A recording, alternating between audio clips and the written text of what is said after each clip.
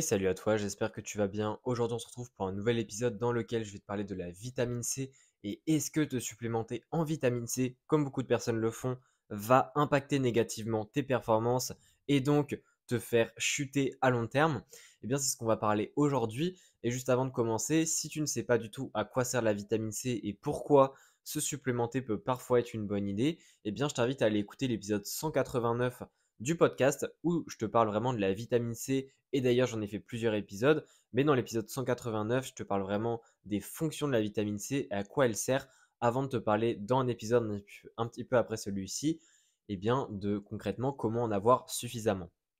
Mais vu que j'ai déjà parlé un petit peu de la théorie, de comment avoir assez de vitamine C, etc., je vais vraiment te parler aujourd'hui d'est-ce que la supplémentation peut diminuer tes performances sportives, puisque c'est quelque chose qui est quand même, je pense, important de discuter, puisque la vitamine C, ça a quand même, c'est une vitamine qu'on parle beaucoup, c'est très connu, et la supplémentation, je pense, est de plus en plus courante. Donc c'est pour ça que pour les sportifs, c'est d'autant plus important de comprendre si cette supplémentation peut carrément être délétère pour tes performances. Déjà, pourquoi on pourrait dire que la vitamine C, la supplémentation peut être délétère pour les performances? Eh bien, il faut savoir que pendant le sport, déjà, il y a une augmentation du métabolisme, puisque bah, on fait un effort, etc., un effort plus ou moins intense. Et donc, il y a une augmentation de production de ce qu'on appelle les ROS et les RNS, donc les radicaux libres. Ce qui peut excéder d'ailleurs, enfin, cette production est tellement augmentée parce que le métabolisme a augmenté qu'elle peut excéder la capacité du système antioxydant de ton corps à justement venir contrer en fait ces radicaux libres. Ce qui fait que l'excès de radicaux libres qu'il va y avoir et l'excès de radicaux libres qui va dépasser les capacités de ton système antioxydant va avoir des impacts sur tes tissus, donc du stress oxydatif, ce qui peut amener à la fois à des muscles plus tendus après la séance, à diminuer la fonction musculaire, mais également à amener des problèmes de santé à long terme si c'est trop élevé. Alors, il faut savoir que à long terme, les radicaux libres aident justement, et ça c'est super important, on va en reparler après, et c'est une grande, grande, grande importance pour cet épisode, mais il faut comprendre que oui, les radicaux libres en excès durant l'effort peuvent poser du stress oxydatif, mais c'est cet excès aussi de radicaux libres qui va permettre par la suite au système antioxydant de s'adapter à ce qui vient de se passer et donc à augmenter sa capacité et donc à renforcer ton système immunitaire. Donc c'est pour ça que souvent on dit bah faites du sport, ça renforce le système immunitaire. C'est tout simplement pour ça.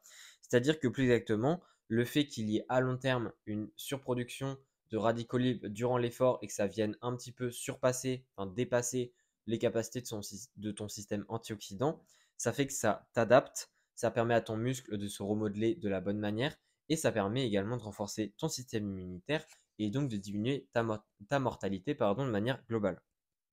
Parce que bah, ça permet d'agir en fait au niveau de la mitochondrie, au niveau du système antioxydant directement, en aidant en fait justement l'adaptation du corps. Ce qu'il faut comprendre, c'est que quand je parle de supplémentation en vitamine C, je parle surtout de la supplémentation en vitamine C qui se fera avant la séance. C'est-à-dire que il y a à la fois une supplémentation qui se fait avant ou après la séance. Déjà, on va parler de celle avant. Alors, bon, déjà, on a déjà trouvé que la supplémentation avant une séance de sport en vitamine C diminue les performances sportives. Ça, c'est sûr et certain. Si tu prends ta vitamine C avant ta séance de sport, au mieux, ça te fera rien. Au pire, ça te diminuera les performances. Pour la simple et bonne raison que la vitamine C, si tu as trop, trop, trop d'antioxydants durant l'effort, eh bien, ça va venir perturber les radicaux libres qui seront produits avec le métabolisme. Et donc, ça va venir interagir avec ton métabolisme de manière un petit peu trop importante. Et ça va faire que ton effort ne sera pas d'une aussi bonne qualité que si tu n'avais pas justement un surplus d'antioxydants qui venait d'une supplémentation et qui ne vient pas de ton corps en lui-même.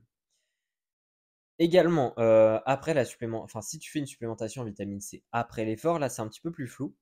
Alors, déjà, si on compare la vitamine C avec un groupe placebo, hein, c'est ce que font toutes les études, eh bien, il n'y a pas de différence sur certains points. Déjà, il n'y a pas de différence au niveau des dommages musculaires, il n'y a pas de différence au niveau des niveaux de cortisol, il n'y a pas de différence au niveau de, de fait d'avoir les muscles très tendus et également d'avoir un stress musculaire. Par contre, il y a des différences. Et c'est-à-dire que la vitamine C diminue la peroxydation lipidique si c'est pris après l'effort et diminue également la réponse inflammatoire.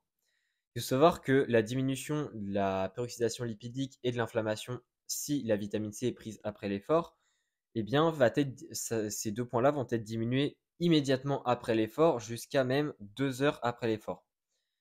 À savoir que ça a un effet faible à modéré. C'est-à-dire que quand je dis un effet faible à modéré, c'est que le niveau de preuve et la qualité de preuve est faible à modéré. Donc c'est, on va dire, plutôt une hypothèse qu'on a. À savoir que ces effets-là, on les remarque quand il y a une supplémentation en vitamine C qui est supérieure à 500 mg par jour. Donc, globalement, de ce que je te dis là, en fait, tu es en train de te dire, bah, ça diminue l'inflammation, ça diminue la peroxydation lipidique, qui est aussi un facteur qui peut mener à des problèmes de santé à long terme si c'est trop élevé. Mais par contre, ça n'a pas du tout d'impact sur le muscle. Comment ça se fait?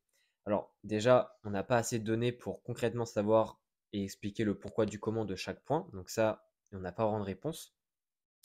Et il faut comprendre que ce qui est important, c'est que, OK, une diminution de l'inflammation, c'est quelque chose qui paraît intéressant, mais aussi ce qui est important de comprendre, c'est que vu qu'on remarque qu'il n'y a pas de différence au niveau du stress musculaire, au niveau des dommages musculaires, etc., on pourrait se demander en fait concrètement, est-ce que cette diminution de l'inflammation a réellement un bénéfice quelconque sur notamment la récupération musculaire, parce que beaucoup de personnes prennent de base de la vitamine C pour la récupération. Donc ça, on ne peut pas y répondre. Et justement, pour le moment, on a tendance à dire que non, ça n'a pas vraiment de lien, même si effectivement, de manière théorique, on a remarqué que la vitamine C diminuait le niveau d'inflammation. Pour rappel, le niveau d'inflammation, qui est de part causé par le stress oxydatif, de par les radicaux libres produits en excès lors de l'effort, est très important, c'est-à-dire que l'inflammation est très très importante pour justement la progression musculaire et le fait de s'adapter à l'effort qu'on vient de faire. Donc au final, est-ce que la vitamine C ne serait pas contre-productif pour justement la récupération et pour la progression à long terme? Je ne dirais pas oui avec sûreté, mais en tout cas, c'est probable. Et en tout cas, on a déjà remarqué que c'était le cas si on prenait la vitamine C avant. Donc après, on pourrait se dire que c'est totalement possible. Donc, vu qu'on n'a pas encore de données là-dessus et qu'on a remarqué que la vitamine C n'aidait pas forcément à récupérer après une séance de sport, moi, ce que je te conseille, c'est de ne pas prendre de vitamine C autour de ton entraînement.